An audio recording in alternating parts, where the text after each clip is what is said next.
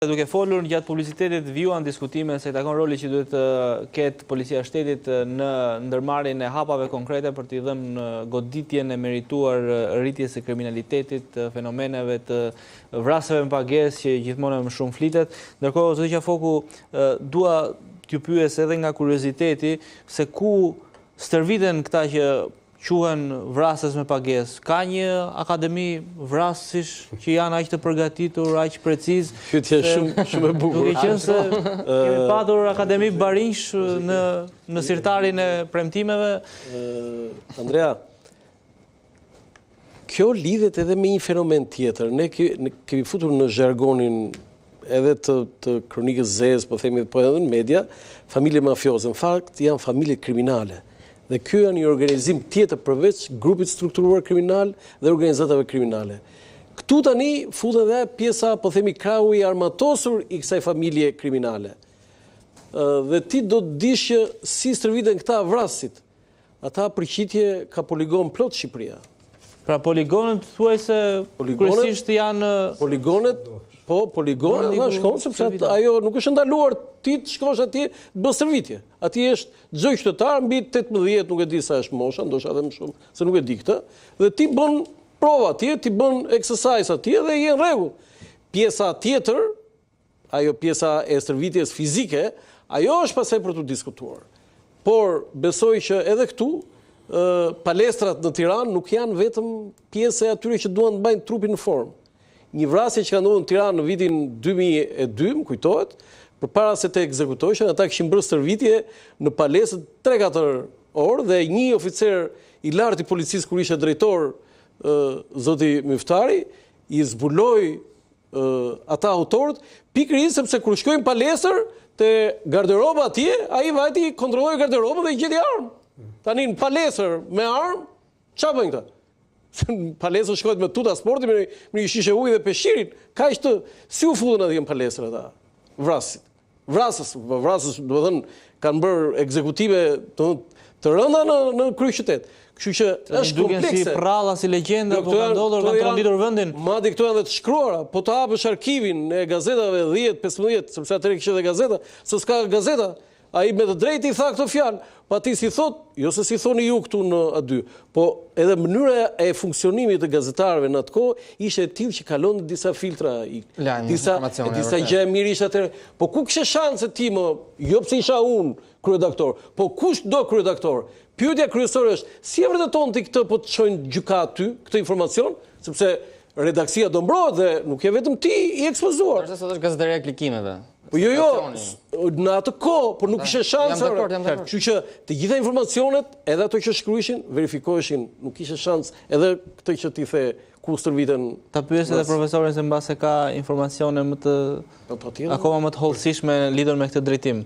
Për përgatitjen e gruve. Sot nuk është më vështirë të thuash që ka apo s'ka ambiente, apo ka mundësira, apo forma, apo profesor që përgatiten këta element.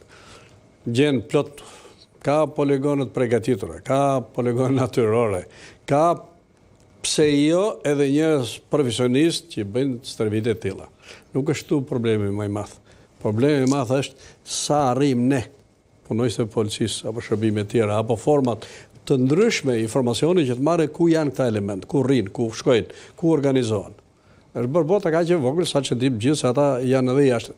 Si e pam, në rastin e Rinesit, me që pa e themi kështu barë, erdhen, si thonë, të përgatitur që nga Spanja, apo nga trajnuar mirë ata. Ishin me vëzhgim, me informacion dhe mjetet e komunikimit sot, internetit, gjithë atyre janë kaq të kohës, sa e gjejnë mënyrën e komunikimit me qenë Zelandre, nga Brazili, nga Argentina, kudo. Do me thënë, janë bërë të lehta për të vëzhguar, për të kapur, edhe për të goditur pasaj, si mas mënyrëve që dolen edhe rasti i fundit. Andrea, janë disa element se përgatitja fizike është vetëm një anë, po është edhe përgatitja që lidhet me pjesën teknologjike. Ne mos harrojmë që para 2 vitesh mos gaboj nisi një operacion për çmundtimin masiv të kamerave, nëse u kujtohet. Pasi grupet caktuara kriminale në zona të caktuara monitoronin pothuajse të gjithë rrezën e çfarë na tregon sofistikimin e madh që kanë grupet shqiptare dhe kjo lidhet me atë që është fuqia financiare. Pastaj aksesi për të marrë dhëna. Për të marrë dhëna në tim është shumë e vështirë. Pra do duhet të kesh njerëz besuar në policinë e shtetit se në fund ditës ato do lënë gjurmë aty në sistem, por nuk merren të dhënat vetëm nga timsi. Ne ndosi na është faktuar që një pjesë e mirë e dhënave për lëvizjen e kundërshtarëve merren edhe nga agjencitë e udhëtimit, pra veçanërisht kur udhëtojnë jashtë vendit. Pastaj krimi kuptohet. Edhe nga agjencitë e udhëtimit, pra patjetër, kemi raste specifike që një grup kriminal në Tiranë ka marrë të dhëna nga agjencitë e udhëtimit, pra kishte rekrutuar një punonjës në një agjenci udhëtimi dhe merrte të dhëna për lëvizjet jashtë vendit të një personi që ishte objektiv për t'u eliminuar. Dhe çfarë ndodh? Kemi patur raste që grupe kriminale angazhohen për të nxjerrë deputet, me qëllim që ata deputet të jenë në komisione sigurie për të marrë dhëna sensitive, për të marrë informacione që janë shumë vështira për të siguruar. Dhe një nga arsyet kryesore që këto grupe kriminale infiltrohen në radhët e policisë shtetit lidhet pikërisht me informacionin, se në fund ditës informacioni është pushtet dhe grupet kriminale e dinë po aq mirë sa gazetarët dhe sa politika këtë gjë. Pra, përgatitja fizike është një që kushtet janë. Të gjitha mundësit janë, se ne këtu kemi, në Shqipëri kemi shumë zona që janë tokë pa zot, se në fatë Edi Rama i referohet Mitrovicës Veriut tokë pa zot, po ne këtu afër Rinasit kemi një zonë shumë të mirë që aty është tokë pa zot. Dhe u desh një operacion ose vrasja fundi që aty prap zbulohet një arsenal armësh. Pra sa herë shkon policia e shtetit aty zbulohet prap një arsenal armësh. Zona fushkryes. Kolla gjë armë sa furbu. Çfarë ndodh? Ja hoqën Durrësit, e ka pasur drejtoria e policisë Durrësit dhe ja sollën Tiranës. Ishte një lëvizje shumë e mirë. Po problemi është që nuk prodhoi efektivitet. Ndodhi vrasja Gentian Betës, ndodhi vrasja Rinasit, ndodhi një seri ngjarjesh kriminale që tregoj që nuk kishte lidhje me policinë e Durrësit pra. Por kishte lidhje edhe me paaftësinë e Tiranës, që në fund ditës po flasim për strukturën që ka elementet më të mirë në policinë e shtetit. Dhe sërish situata atje është tokë pa zot. Ndërsa sa i përket pjesës që ku trajnohen shumë prej grupeve kriminale kanë bazat e veta, për shembull në qytetet e mëdha janë zona të caktuara. Kirasi ka një grup kriminal që operon në atë zonë, një grup kriminal tjetër operon në tjetër lagje të Shkodrës. Tirana ka zonat e veta specifike, një grup kriminal për shembull operon në Fres, një tjetër grup kriminal mund të operojë në Ysberisht apo në Astir. Problemi është që këtu ka qënduar shumë edhe komunikimi ndërinstitucional, se ne flasim vetëm policinë e shtetit. E kemi në maj gjuhës ne kur vje puna për policinë. Po për shërbimi informativ, pse nuk thot askush asnjë fjalë për shërbimi informativ? Ku është shërbimi informativ në gjithë të histori dhe në gjithë të panoramë që ne kemi me krimin? Është shumë e rëndë panoramë. Patjetër, Andrea, dëgjoj, nëse nuk ka bashkëpunim, patjetër që ato duhet jenë avangard. Po ka një problem. Se ne flasim për fuqinë financiare të krimit organizuar. Dhe këtu nuk është vetëm puna e institucioneve ligjzbatuese. A ju kujtohet se çfarë tha Altin Dumani në një intervistë publike që e dha në një media në televizionin publik, pasi me sa duket aty e kanë direktivën për dhënë intervista. Ishte i qartë, tatimet, doganat dhe instancat e tjera shtetërore nuk bëjnë asnjë raportim për çështjen e pastrimit parave, po kjo çështja e pastrimit parave nena lidhet me atë fuqinë ekonomike të grupeve kriminale që atyre u mundsojnë që të kryejnë vrasje kudo. Qoftë në burg, qoftë brenda gjykatës, qoftë në aeroport, ndoshta nesër dhe në kryeministri apo pranë godinave të ministrive. Askush nuk ka më imunitet në këtë histori. Ne duhet i përmendim edhe jetët e pafajshme. Edhe atë Mimoza Pajen, edhe Palkolën, edhe ato flutura dhe Bashkim Bashkën atje në Shkodër, dhe këtë vajzën Meri Koceri që mbeti e plagosur nga atentati, dhe 2 personat pafajshëm faren te Pelen, që mbetën vrarë në atentatin në Memalia, ku ishte objektiv një pjesëtar i familjes Kaleme. Pra, janë shumë hallka që duhet të koordinohen në këtë luftë kundër krimit. Pra, dhe nuk mund ta bëjë këtë punë vetëm policia e shtetit dhe gjithë barrën t'ia lënë policisë shtetit. E para duhet pranuar. Kryeministri Rama kur prezantoi zonjën Kociu si ministër të brendshme ishte i qartë. I vendosi detyra. Ti nuk ke punë me policinë e shtetit, tha, prioritet për ty është adresa. Po m'fal tani o zotëri.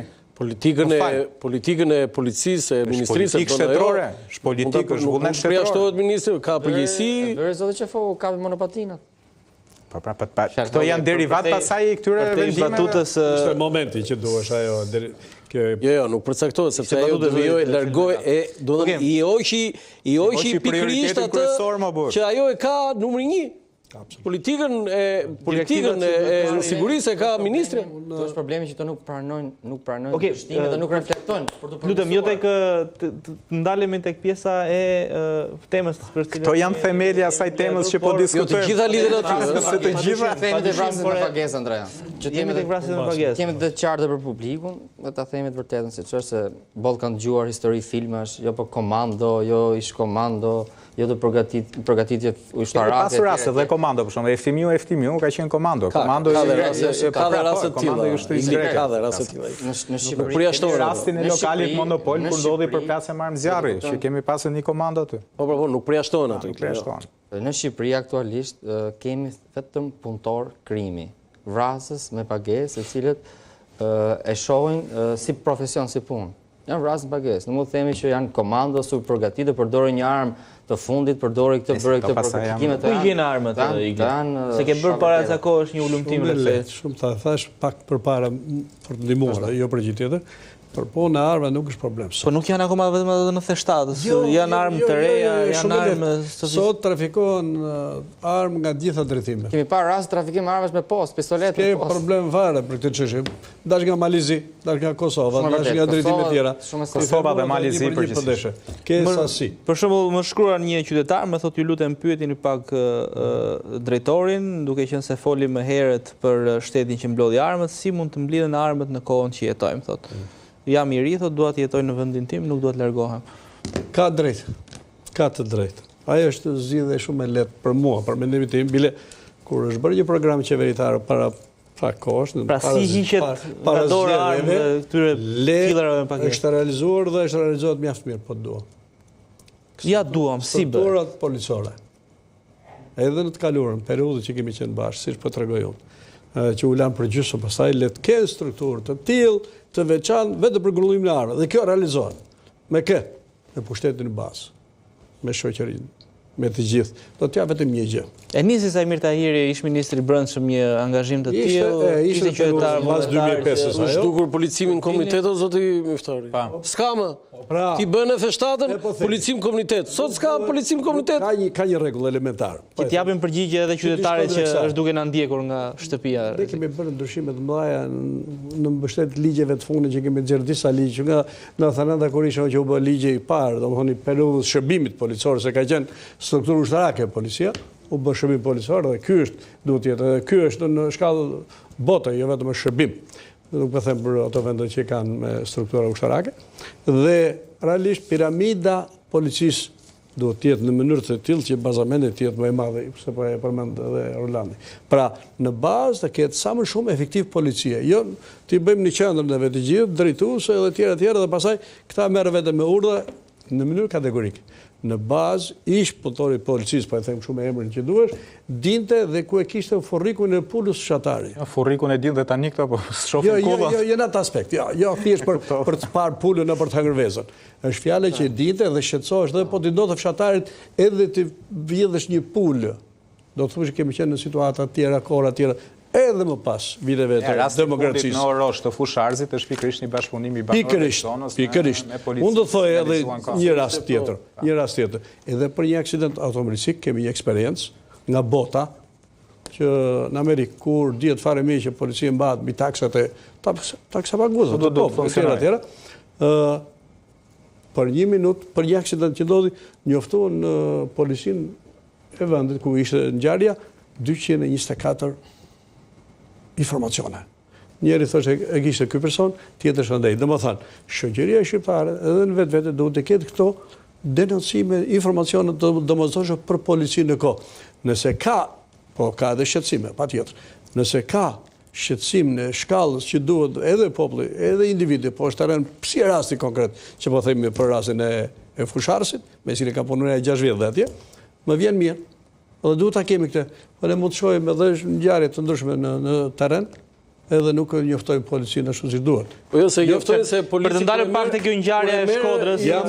Jam edhe në këtë aspekt. Duke ndalur pak te ngjarja po. Rastit të Fusharsit? Po. Është mirë dhe shumë e bukur sepse forcat speciale, RNA që është në krye të këtij shërbimi për rastin, e bëri detyrë dhe e eliminoi ose e kapi ato. Ata ishim fatmirësisht nuk eliminoj, se nëse do t'i kishe eliminuar mundet, do të kishe mendje tjetër, t'i eliminoshim. Jo, nuk duhet të ishin eliminuar. Neutralizim është, neutralizim është domosdoshmëri. Bile ky është sukses. Ky është sukses pra po. Ky është. Nëse do ishin eliminuar nuk do kishte qenë operacioni i suksesshëm. Jemi të saktë në këtë pjesë, mos apo bëjmë neutralizim mediatike. në çdo rast jeta e njeriut është mbi gjithçka. Prioritet. Më kujtohet një rast Lefter Zhidru, nëse u kujtohet, ka qenë një rast, jo, po na lidhet me këtë. Policia në mënyrë konfidenciale, që po na ndjek. Çfarë ide? Për situatën e policisë shtetit dhe të krimit. Ti e ke burim atë? Jo, se kam burim, sepse është në fund. Ju lutem, se jemi në fund. Një oficer më të përgatitur. Po, mund ta thuash se jemi në fund. Dhe thotë që në situatën aktuale, policia e shtetit ka hequr të gjithë oficerët më të mirë, më të përgatitur dhe i ka dërguar jashtë Tiranës. Jashtë Tiranës. Nuk ka besim njëri të japi informacion. Mungon besimi të institucione. Në shkallë masive, po dhe diçka. Policimi komunitar, pra është dështimi e policimit komunitar. Ka qenë informacioni, një ngjarje që ndodhi mes aeroportit të Rinas. Pse nuk japin shpërblim për dhënë informacione? Qytetarëve. Pse? Kjo është e drejtë. Pse nuk e policia? Edhe për këtë jemi. Sa është fondi në vit i Ju lutem dhe i shpërblimeve? Do ka caktimë, rast pas rasti. Okej, se jemi në fund. Ju lutem. Si e gazetar më i vjetë, ka pas ndonjë rast ku kanë dhënë para për dhënë informacion? 250.000 euro për vrasjen e Zemajdarit. Që e kanë dhënë. Për vrasjen e Zemajdarit, po i kanë dhënë mo, iku ajo. Nëse dim se kush i mori, sepse sekret ajo. Por ne dinim këtë që na financat, na arka e Ministrisë Brendshme u dha. Ka një buxhet caktuar. Jo, ka dhe raste tjera më, çka ky rast. Sa speciale kemi bërë ne. Lista ishte me 20, 30, 40. Kohët e fundit po flasim zotë që. Ore ti këtë duhet gjesh nesër. Drejtori yt këtë duhet kërkoj. Do gjesh listën sa para ka dhënë policia për informatorët, kaq. Zero para. Pa kërësi ka. Edhe ky është lajm. Zero para. Prandaj po bësi pyetjes, nga që e di që ka dhënë zero para. Veçantia e ngjarjes së Roshit. Ngjarja e Roshit pat një specifik tjetër, për shembull, për gjithë ata që nuk e njohin ndoshta mirë zonën, ka një specifik tjetër, më bëri shumë përshtypje fakti për shkak se zona ose lagja ku ka ndodhur është lagje ku janë besimtar katolik, për shkak se një pjesë e mirë e Fusharzit dhe një pjesë e mirë e fshatrave që janë nga Fusharzi deri në Shkodër, pra deri në Vallën e Dejes, janë mirëditor përgjithsisht. Kanë kaluar me rrethin e Pukës, po themi në vitin 45. Ai që bëra ndarje në administrative. Ajo ndarje administrative.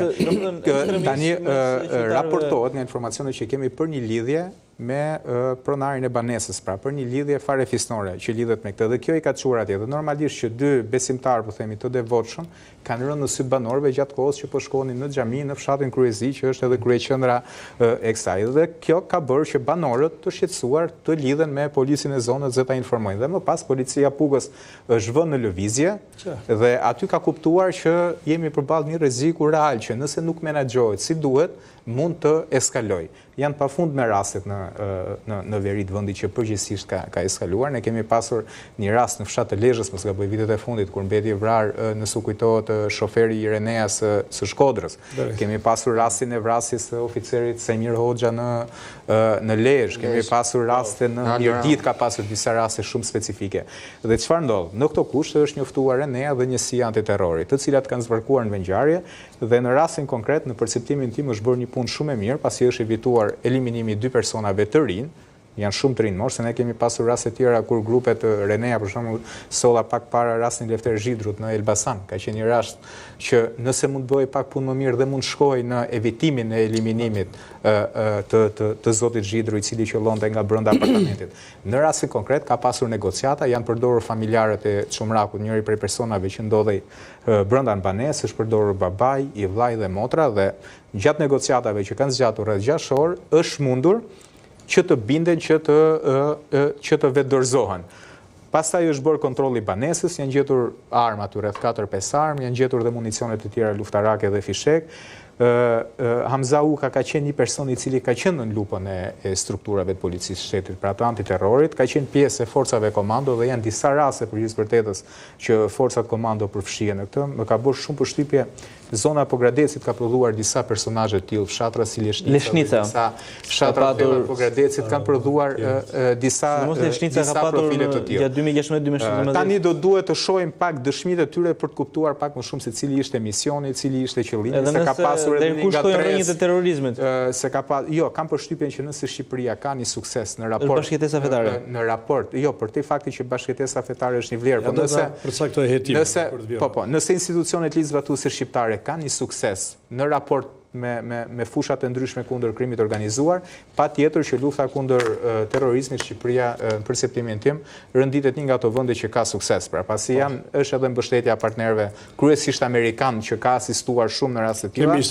Edhe ka histori pozitive, pra në raport me ngjarjet e tjera me trafikimin e lëndëve narkotike, çështja e terrorizmit është një njësi që historikisht autoritetet tona kanë një rezultat të për cilësinë pastaj cilësia pastaj duhet folur edhe për kara, po mbas kullave Në 2016 unë i kam intervistuar të gjithë ata që janë arrestuar për këtë çështje dhe patje në drejtimin kam dyshime për disa prej tyre. Për këtë merit u emërua të drejtorisë policisë. Periudha me hartë është ajo që është minjanuar hedhja në erë ambasadës amerikane në Tiranë, se këtë ka shkruar dhe Bill Clinton në kujtimet e tij, dhe CIA dhe bashkëpunimi me CIA në policisë shqiptare dhe me shërbimin informativ është i jashtëzakonshëm. Ky është kulmi. Te erdhi informacioni do hidhen në erë ambasadës amerikane dhe është shkruar kjo. Dhe policia ka medalje të arta, aty policia shqiptare, shërbimi informativ dhe gjithë strukturat e tjera. Do thonë aty është e jashtëzakonshëm. Ai është kulmi.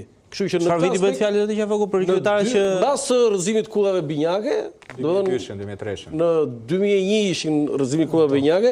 Pra erdhi informacion për në fillim u hodhën në erë ambasadat amerikane në Nairobi dhe në Dar es Salaam, në Kenya dhe në Tanzani, dhe plani i dytë i organizatave terroriste islamike ishte për të hedhur në erë ambasadat amerikane në Tiranë. Dhe në atë kohë, bile ne si gazetar, duhet që mbulonim policinë, ishte shumë interesante. U vendosë dhe barriera, nuk kaloi në rrugën e Elbasanit, aq i frikshëm ishte. U zbulua një grup madh terroristë atë kohë dhe u arrit suksesi i jashtëzakonshëm. Jo vetëm nga 2001, meqense hape këtë pikë se nuk do të kishte. Jemi në fund për t'i vënë pikën. Nuk arrim dot që ta trajtojmë gjatë, edhe kjo pjesë e veçantë dhe shumë historike e Shqipërisë. Ne kemi pasur sukses në këtë aspekt sepse kemi patur në atë periudhë, sidomos edhe në 99. Edhe në 99, po. Ka pasur një goditje të bukur të dy elementëve që ishin nga Egjipti. Egjiptian, po. U varën mes Kairos atë. I bani me ju. Dhe kjo isha fal bashkëpunimit që bëm midis ne. Si ka qenë kjo histori se na ndjekin qytetarët edhe ata nuk janë brendi. Se zoti Qafoku rasti ishte në enciklopedi e këtyre ngjarjeve. Informacioneve që na vinin nga partnerët e morën shiku. Edhe patjetër që së bashku me ne pastaj realizuam kapjen edhe largimin e tyre. Dy persona. Kishin bërë atentat kryeministit të Egjiptit. Nuk ishin pak në. Dhe u arrestuan në Tiranë ata. U çuan pako postare në Kairo dhe u varën ata. Me qëllime pikërisht terrorizmi. Kishin ardhur në Tiranë. Kishin ardhur tek ne, rrinin të fshehur diku në një. Pasi kishin bërë atentat. Po, mbasi kishin bërë atentat dhe kryeministit të Egjiptit, ata fshishin në Shqipëri. Atje në vendin e dhe ishin në kërkim si terrorizëm, si element të rrezikshëm. Por vjen kjo, do më paranosh të them vetëm kaq. Po i nderuar. Sado që trajtojmë sot në këtë panelin tënd këtu të veçantë, unë do thojë që duhet të gjithë të jemi në këmbë për goditjen e veprave të tilla të mëdha, sepse sjellin pasojë pa diskutim. Të gjithë shërbimet e shtetit, të gjithë strukturët e shtetit, shoqëria shqiptare, prandaj thash gjithmonë është problem i shoqërisë, nuk ka gjë sa rrit. Edhe elementë veçantë që janë sot në grupim apo individ të veçantë, janë ekzekutor apo urdhërues e tjera. Do ta kenë një fund. Dhe fundi dihet për herë, s'ka pasur jetëgjatësi asnjëherë krimi në tërësi. Do eliminohen në çdo formë. A do vriten ata vetë me njëri tjetrin, a do të realizohet kapja e tyre nëpërmjet formave policore, edhe deri në ekzekutime të ndryshme, gjyqje e tjera siç po thonë. Ndaj, të jemi të sigurt dhe edhe nga ky panel të flasim që themi. Kemi besimin që do të bëhet ajo që është më mirë për gjithë popullin, për njerëzit, për shtetin. Po e mbyll me fjalët tuaja të shpresës dhe me mesazhin që të jemi të gjithë në këmbë. Falenderoj shumë për prezencën sot. Kënaqësi edhe për mua. Zoti Qafoku, të falenderoj për gjithë mesazhet që ndam. Zoti Eker, falenderoj shumë për prezencën tuaj dhe mesazhin që ndatëm publikun. Çelmeta, shumë faleminderit për prezencën tuaj. Nderuar shikues, jemi në fund programit, pas pak vjen në emisioni Rreth e Qark dhe mëtej do jeni me edicionin informativ të lajmeve. Nga unë Adra Dangli, natën e mirë dhe miru ta kopshim mbrëmjen nesërmë. Natën.